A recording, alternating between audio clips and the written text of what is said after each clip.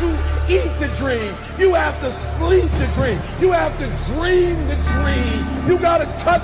You have to see it when nobody else sees it. You have to feel it when it's not tangible. You have to believe it when you cannot see it. You got to be possessed with the dream. The dream.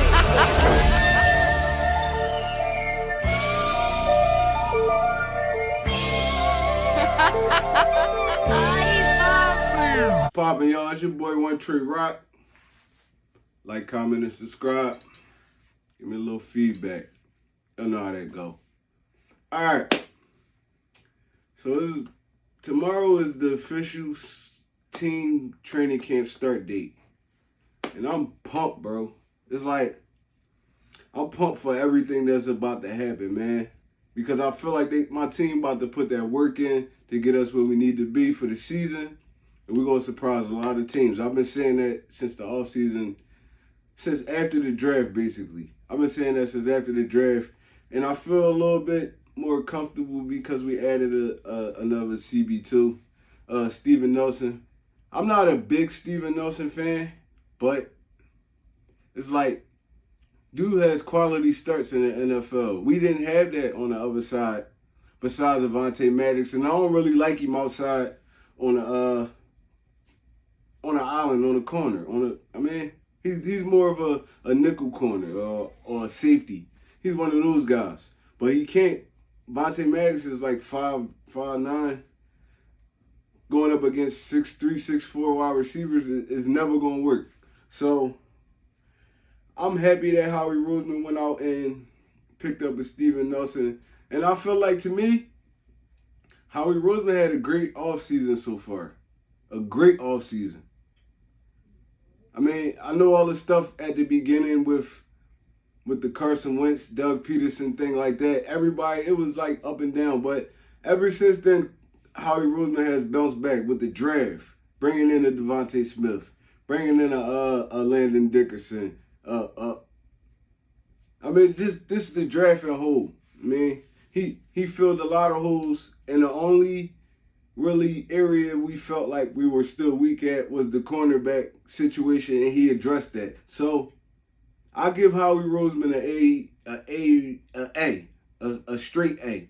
I would say A+, but I feel like that's giving him a little bit too much credit. I mean, it's still Howie Roseman.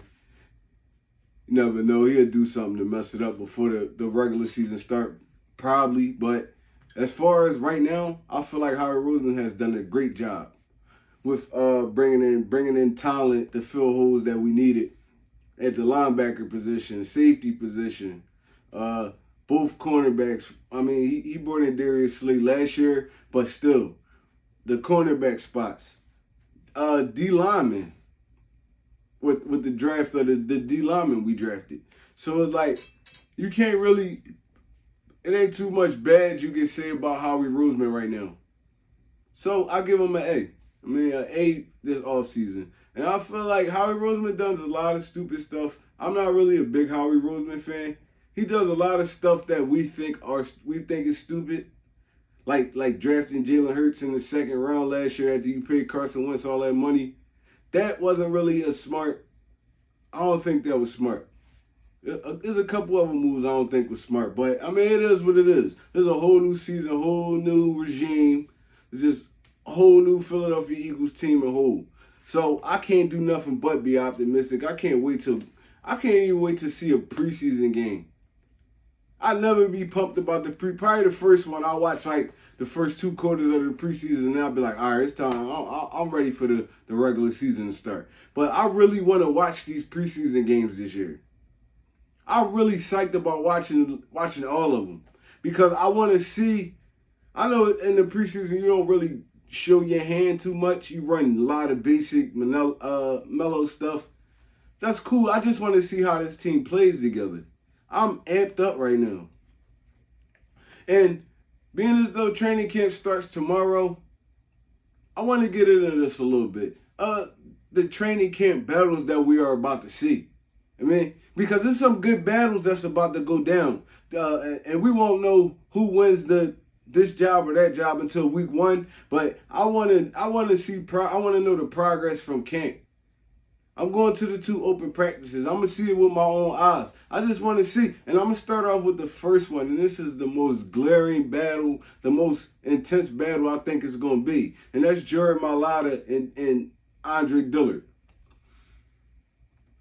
Mind you, Jared Mailata was not even slated. He never played football before the NFL. So it's like, for this dude to be in this situation right now, I tip my hat to him because he never played a snap of organized football until the NFL. He played rugby. I mean, that's close to football, but it's not the same. Rugby is not as organized. Rugby is just an all-out scram. That's just like you and your friends going outside and playing throw-up. That's what rugby is. But he learned, he worked on his technique. He worked on his technique. He already had speed. He already was powerful. But now he's a little bit more polished. And Andre Dillard is a guy that was supposed to take over for Jason Peters. I mean, once Jason Peters got off that left tackle spot, Andre Dillard was supposed to be there. But injuries and stuff like that put him in this position where he is now. Because Jared Mailata last year, he had a lot of starts last year, and he did well. So now you got to fight for your spot, Andre Dillard. Now we about to see where your heart at. You let this dude that never played football in his life take your spot. You don't deserve to be there. You ain't want it that bad. So that's going to be my number 1 camp battle. Number 2, and I know y'all might think this can't be a possibility, but it is. Jalen Reagor and Quez Watkins. I feel like Quez is coming for that spot. If y'all follow Quez Watkins on social media, he's working hard, man. Dude putting out videos every day of him working on his route running. Against man, against zone, press, off. Like, dude actually out there he working his tail off, man. And you can't coach speed. Dude jump out the bed with 4.2 speed. Now, if he put them polishing touches on that, he get a little better with it. He don't got to be a perfect route runner, but he get a little better with his route. You got speed, bro. It's going to be easy for you to beat NFL corners. If you run past them a couple times, they're going to play you off. Now, the curl routes, the quick hitches, everything is going to be there for the taking. You just got to be able to show your speed off. Like a Deshaun Jackson, like a T.Y. Hilton.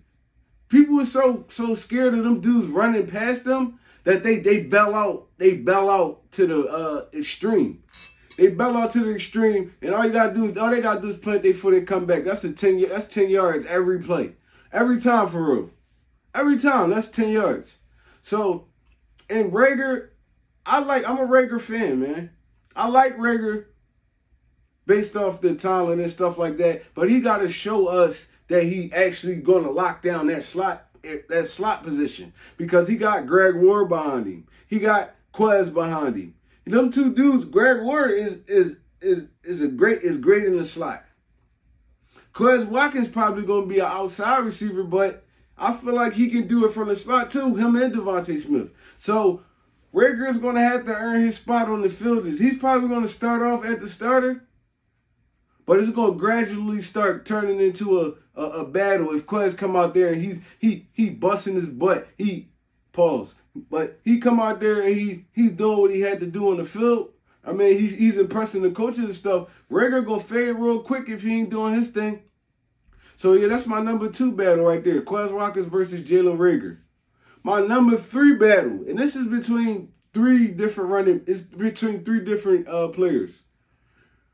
My number 3 is Kerryon Johnson versus Jordan Howard versus Kenny Gainwell. As we all know, Miles Sanders he's going to be the RB1.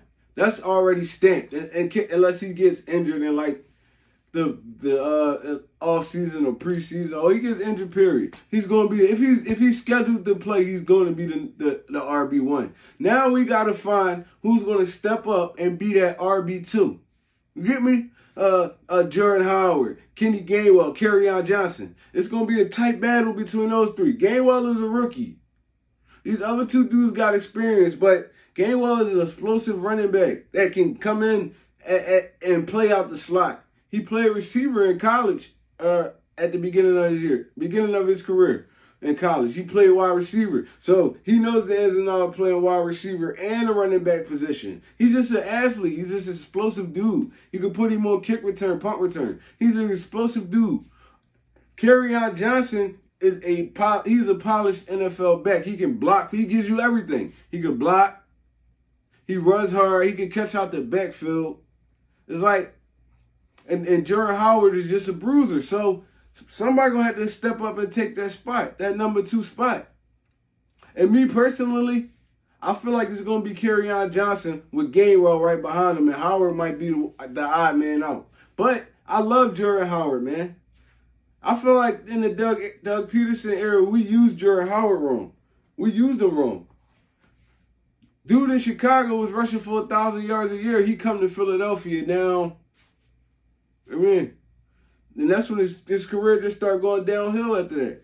But I feel like with the right coaching staff, they can give him a boost. They can put him in the right situations. The third and 2s, third and 3s. Short yardage, goal line. Jordan Howard is one of those kind of backs. He's not going to try to juke you. He's trying to run through you.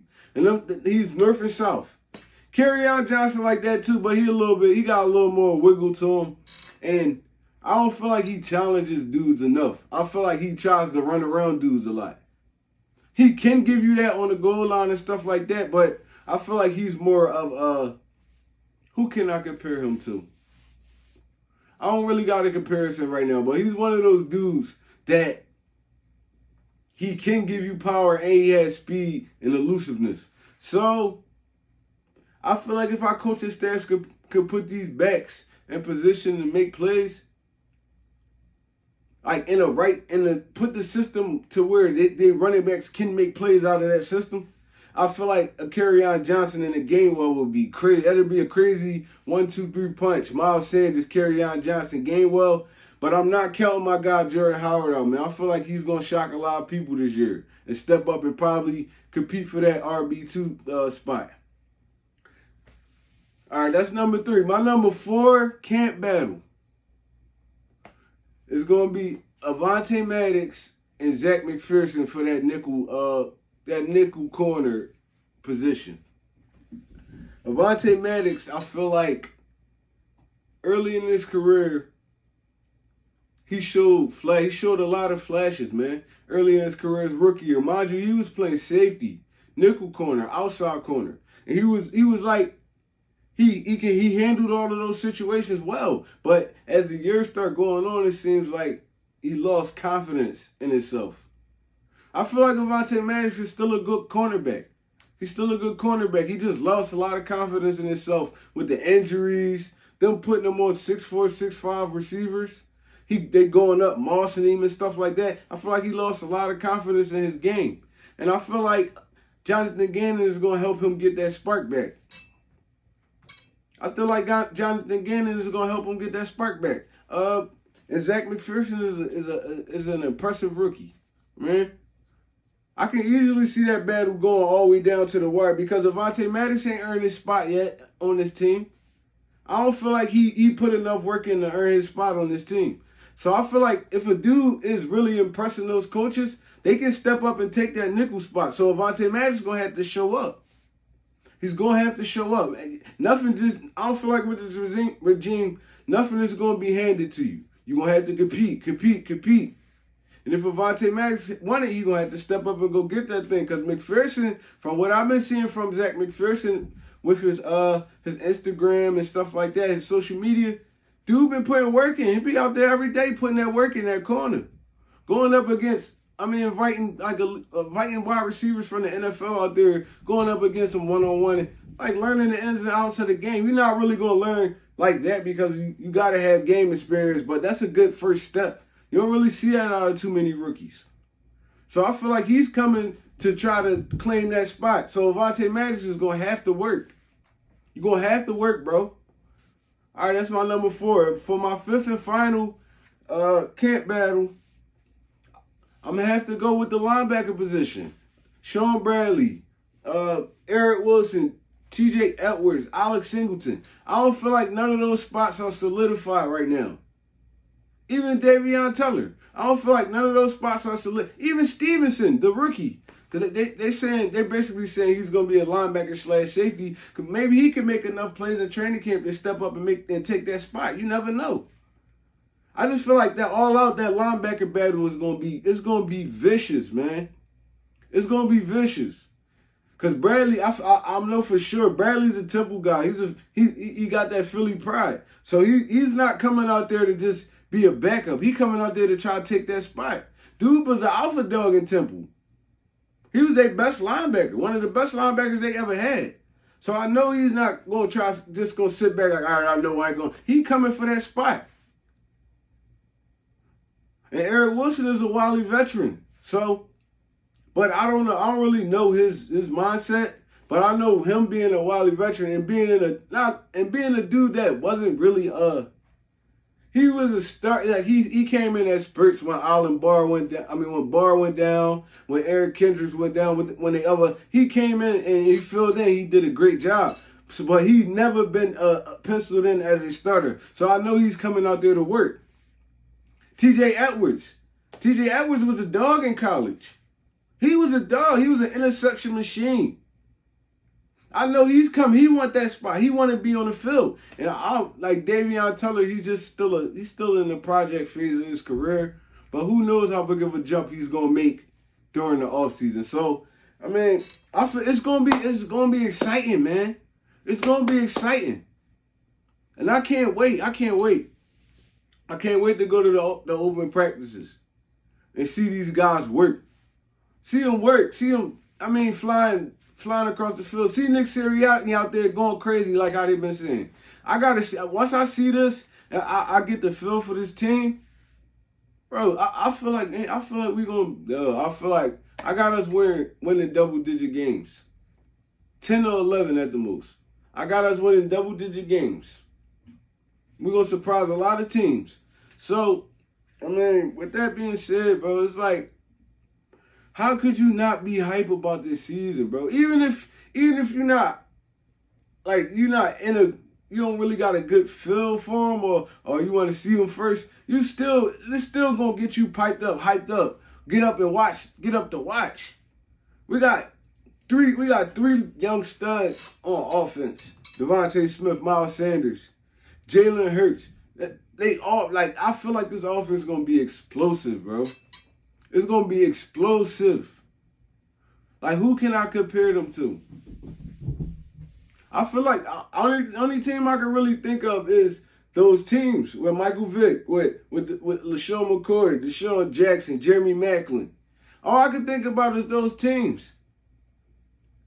So, bro, it's football season, man. Like I said, the training camp start tomorrow, man. Oh, yeah, once again, man, every Friday, I'm going live from the cave. This the cave. I'm going live from the cave. I'm going to try to get a special guest on there every week. If I can't, y'all just tune in. Watch me talk my track, because that's what I do. I like to talk, man. Watch me talk my junk. Like it's always going to be open, y'all. All y'all got to do is click on the link. Y'all can join me, man. Y'all can have y'all face on the camera, man. Even if y'all don't do content, y'all just want to pull up on me. Like Hefe, like Casey Hefe last week. He ain't a content creator. He pulled up on me like, yo, I just wanted to show my face, show you my respect. I'm like, I appreciate it.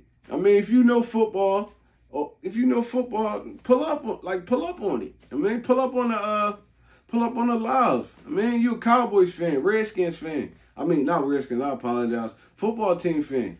Giants fan. Even if you're not a Giants fan, if any NFL team, I talk football.